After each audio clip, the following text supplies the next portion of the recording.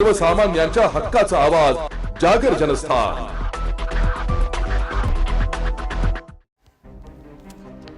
शहरातील आदिवासी बांधवांना शबरी आवास योजना किंवा पंतप्रधान आवास योजनेचा लाभ द्या अशा प्रकारचे पत्र आदिवासी विकास मंत्र्यांनी एकात्मिक आदिवासी विभागाला पाठवलंय। आदिवासी मंत्र्याचे पत्र येऊन देखील आदिवासी बांधव घरकुल लाभापासून वंचित असल्याने राष्ट्रवादी शरद पवार गट आदिवासी सेल विभागाच्या वतीने जिल्हाधिकारी कार्यालयासमोर आंदोलन करत आदिवासी बांधवांना घरकुल योजनेचा लाभ देण्याची मागणी केली आहे। लाभ लवकरच न मिळाल्यास तीव्र स्वरूपाचे आंदोलन छेडण्यात इशारा राष्ट्रवादीने प्रशासनाला दिलाय। शहरातील आदिवासी बांधवांनी शबरी घरकुल आवास योजनेसाठी मनपामध्ये प्रस्ताव सादर केलाय। मनपाने सदरचे प्रस्ताव प्रकल्प अधिकारी एकात्मिक बालक विकास कार्यालयाकडे सादर केलाय। यावर अधिकाऱ्यांनी काही मोजक्याच लोकांची स्थळ पाहणी केल्याचा आरोप आंदोलनकर्त्यांना केलाय। याबाबत आदिवासी बांधवांना घरकुल योजनेचा लाभ मिळावा याकरिता आदिवासी विकास मंत्र्यांना निवेदन देण्यात आले होते।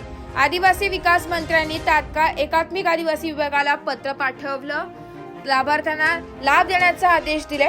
मात्र आदिवासी विकास मंत्र्यांचे पत्र येऊनही आदिवासी बांधवांना घरकुल योजनेचा लाभ मिळत नसल्याने राष्ट्रवादी जिल्हाधिकारी कार्यालयासमोर आंदोलन केले। यावेळी राष्ट्रवादी काँग्रेस शरद पवार गटाचे आदिवासी आघाडीचे राज्य उपाध्यक्ष अशोक धुळकर, दत्तू सोनवणे, गोविंद सोनवणे, मंगलू वाघ, सुधीर सूर्यवंशी, निलेश माळी, ईश्वर जाधव यांच्यासह अनेक नागरिक मोठ्या संख्येने उपस्थित होते। जागर जनस्थानकरिता रूपक बिरारी, धुळे।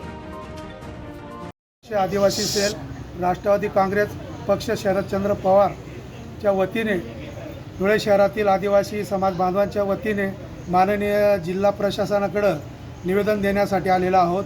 आमची प्रमुख मागणी आहे का एकात्मिक आदिवासी विकास प्रकल्प व महानगरपालिका मार्फत राबवल्या जाणारे शबरी घरकुल योजनाचा लाभ मिळण्याकामी आम्ही सन्माननीय आयुक्त साहेब महानगरपालिका यांच्याकडे 8-9 महिन्यापूर्वी प्रस्ताव दाखल केलेला आहे का आदिवासींना, शहरातील आदिवासी आणि ग्रामीण भागाच्या आदिवासींना घरकुल योजनेचा लाभ मिळाला पाहिजे। परंतु या ठिकाणी केंद्र सरकार व महाराष्ट्र सरकारने 2022ला जाहीर केलं का सर्व दलित, आदिवासी, मागासवर्गीय जो गरीब वर्ग असेल सर्वांना घरकुल योजनेचा लाभ देण्यात येणार आहे। कोणी घरकुल योजनापासून वंचित राहणार नाही असं देशाचे पंतप्रधान, महाराष्ट्राचे मुख्यमंत्री, आदिवासी मंत्री यांनी जाहीर केलं आहे आणि प्रशासनाला देखील त्यांनी पत्र पाठवलेलं आहे। त्या अनुषंगाने आम्ही सर्व समाजाच्या वतीने, आदिवासी समाजाच्या वतीने प्रस्ताव घरकुल योजनेसाठी दाखल केलेला आहे।